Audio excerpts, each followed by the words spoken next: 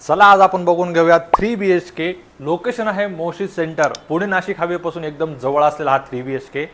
आता मी तुम्हाला लिव्हिंग मध्ये उभा आहे आणि बरोबर तुमच्या पाठीमागे आहे पहिला बेडरूम, ज्याला आपण गेस्ट बेडरूम म्हणतो.